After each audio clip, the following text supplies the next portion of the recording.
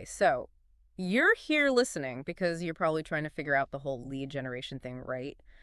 How to get good leads and how to get them fast, like within a month. Yeah, that's the big question a lot of businesses are grappling with. Absolutely. And we're not diving into theories or anything like that today. We're talking about stuff you can actually use like right now. We're going to be talking about real tactic strategies, Yeah. the stuff that actually gets results. Exactly. And to guide us on this deep dive, we're using this awesome article. It's called How I Generate 10 Quality Leads for Your Business Next Month. Love the title. It's straight to the point. Yeah, no fluff. And it's by Michael Intravartolo, Founder and CEO of TravsX. So this is perfect for business owners, founders, marketing folks, everyone really who's ready to move beyond just talking about getting leads to actually closing deals. Yeah, that's the goal, right? Absolutely. And what I thought was really interesting is that Intravartolo starts by talking about the foundation you need before you even start thinking about specific tactics.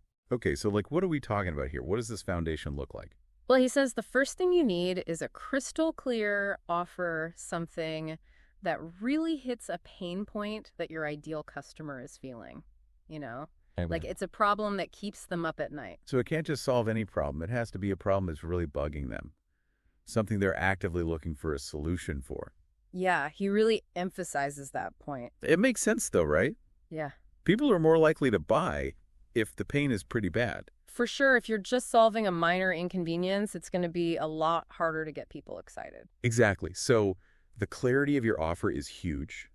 You know what you offer and how it gets rid of that pain. Right. Then he moves on to your online presence and how important it is to have current and consistent social media activity. Okay, so not just having a Facebook page that you never touch. No, it's about being active, showing that you're engaged in the conversations that your potential customers are having. So it's like an ongoing dialogue with the market. Exactly. You're showing them that you're not some random company that's here today and gone tomorrow. You're proving that you're relevant and you're staying top of mind. So when they have a problem, they'll think of you. Exactly. He also mentions the importance of recent marketing activity, like having recent blog posts, case studies, and client testimonials. That's a good point. It shows that you're on top of things. Yeah, it's all about building trust without having to say, hey, trust us. Right. It's like proof that you know what you're talking about and that you actually get results for clients. And the testimonials are gold. Totally. Because it's other people saying good things about you, not just you praising yourself. Exactly. And having outdated content can actually hurt you. Yeah, makes it look like you're not as active or successful as you used to be. Finally, for this foundation, he stresses the need for an up-to-date website that's ready to convert visitors into leads. Oh yeah, your website is like your digital storefront. If it's messy or confusing, people are going to bounce. Makes sense. First impressions are everything, right? Totally. And Intravartolo says that potential leads need to feel like your company is legit, knowledgeable, and active from the moment they hit your site. Right away. It's like that gut feeling. He says if your website isn't up to par, even the best lead generation tactics won't work. Why is that? Because people will just leave. It's all about trust. If your website looks bad, they're going to think your business is bad too. Makes sense. It's like judging a book by its cover, kind of. Okay, so once you've got that solid foundation in place, let's get to the 10 lead generation strategies Intravartolo recommends for the next month. Okay, bring on the tactics. The first one he calls Outbound, and he says you need to start with the lowest hanging fruit, referrals from your current customers. Oh, yeah, that's a good one. Referrals are so powerful. Right, you already have a relationship with them. You've already proven yourself. And they already trust you. Plus, studies show that referrals actually have a much higher conversion rate. Yeah, because someone they know is recommending you, so they're already more open to what you have to say. It's like built-in credibility. Right, so that's tapping into existing relationships. Exactly. And then he talks about a bunch of other outbound tactics like personalized cold emails, thoughtful LinkedIn DMs, attending trade shows if those are relevant to your industry. And don't forget about cold calls. Yeah, but he emphasizes that they need to be intentional, not just random dialing. You have to actually know why you're calling them, what you can offer them. Right. And he also suggests going to local networking events. Networking is always good for meeting new people. It sounds like a lot, but it's all about being proactive and trying different approaches. What's the key to making these outbound efforts work, though? Like, how do you make them not feel spammy? That's a good question, and I think the answer is personalization. You have to tailor your messages to each person you're reaching out to.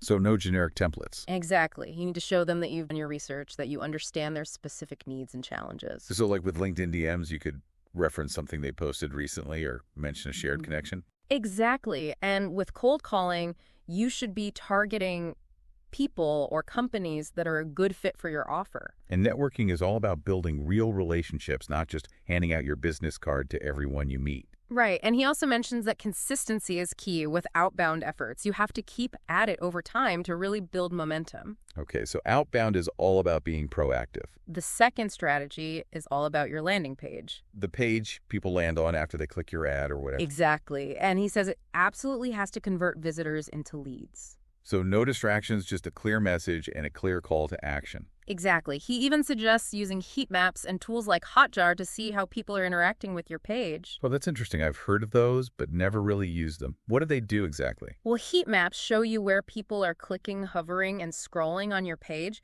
so you can see what's catching their attention and what they're ignoring. Wow, so you can actually see what people are looking at. And then there's session recordings, which let you watch anonymous users navigating your page. Yeah.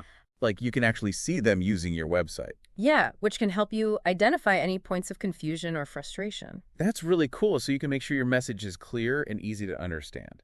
Right, and you can see if your call to action is prominent enough and if there are any distractions that are preventing people from converting. So it takes the guesswork out of optimizing your landing page. Exactly. Okay, strategy number 3 is about creating a lead magnet that actually solves a problem. Not just a random free PDF. No, he says those are useless because everyone's inbox is already full of them. Yeah, just end up deleting them. Exactly. He says you need to create something valuable that your ideal prospect will see and think, I need this right now. Like what kind of things are we talking about? Think checklists, toolkits, or step-by-step blueprints, things that provide immediate value. Ah, so it's not just about giving something away for free. It has to be something that actually helps them. Right, and it should tie into Seth Godin's idea that people buy relations stories and magic.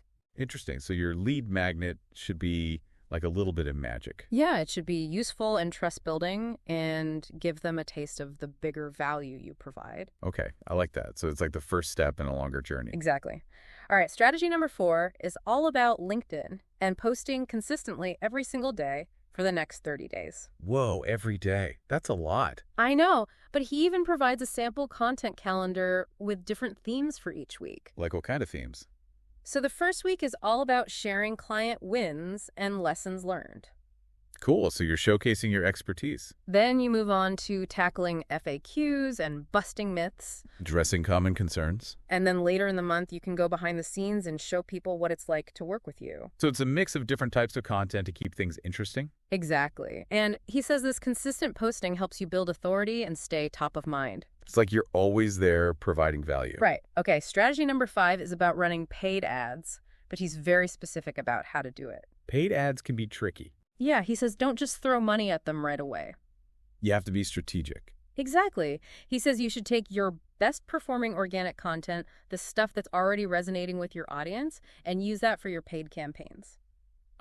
So you're using what already works. And he also suggests focusing on retargeting website visitors who didn't convert initially. Retargeting? Yeah, I've heard of that. Yeah. What's the benefit of that? Well, it's more efficient because you're reaching people who have already shown interest in your business. They've already been to your website, so they're more likely to be interested in what you have to offer. Exactly. It's about getting the most bang for your buck with your ad spend. So no more wasting money on ads that don't work. Right. Strategy number 6 is all about email marketing. Email. Oh, man, everyone's inbox is so full these days. I know, and Intravartolo says that you need to ditch the boring generic newsletters that nobody reads. So what should you do instead? He says you should send emails that sound like you, personal, conversational, and packed with value. So it's about being authentic and providing something worth reading. Exactly. He suggests using short stories, quick insights, and clear calls to action. So it's not just about selling, it's about connecting with people. Right. It's about building a relationship through email. I like that it's a more human approach. Okay. Number 7 is a bit different. It's about hosting micro webinars that are only 15 minutes long. 15 minutes. That's pretty short. Yeah, but he says that's the sweet spot because people have short attention spans these days. True. You don't want to bore people with a long presentation. Exactly. So these webinars should be focused on a very specific, actionable topic. So people know exactly what they're going to get out of it. And they should include a live Q&A and a clear call to action. So it's interactive and engaging. He says this is a quick way to build trust and establish yourself as an expert. Because you're providing valuable information and answering questions in real time. Exactly. Okay, strategy number 8 is all about getting personal and sending personalized video DMs to prospects. Video DMs, like on LinkedIn. Yeah, he suggests keeping them short, around 30 seconds, and focusing on topics that are relevant to the person you're messaging. So it's not just a generic, hey, I saw your profile message. No, it's about showing them that you're a real person who's actually interested in them and what they do. That's a cool video. Is so much more engaging than text. Exactly. It helps you cut through the noise and make a real connection. I'm going to have to try that. Strategy number 9 is about collaborating with micro-influencers. Micro-influencers, so not the huge celebrities with millions of followers. Right. He says to focus on people who have smaller but highly engaged audiences in your niche. Why is that better? Well, it's usually more cost-effective, and their followers tend to trust their recommendations more because they see them as more authentic. So you're tapping into an existing community of people who are already interested in what you do. Exactly. And finally, strategy number 10 is all about aggressive content repurposing. Repurposing, so using the same content in multiple ways. Exactly. He says you should take one piece of content and turn it into several different formats, like social media, posts, a newsletter article, short videos, even a series of tweets. Wow, so you're getting the most mileage out of your content.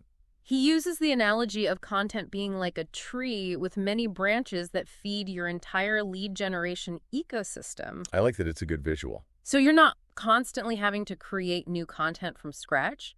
You're just repurposing what you already have. That's smart. It saves a lot of time and effort.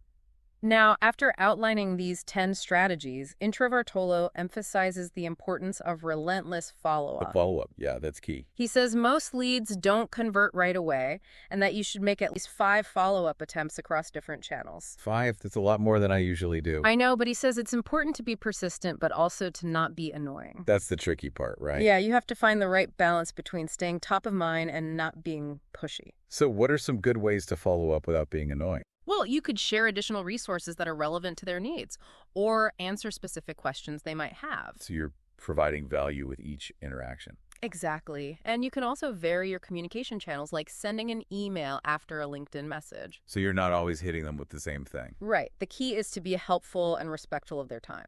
So you're not just spamming them with sales pitches? Exactly. Okay. Finally, Intravartolo talks about the mindset you need to have for all of this to work.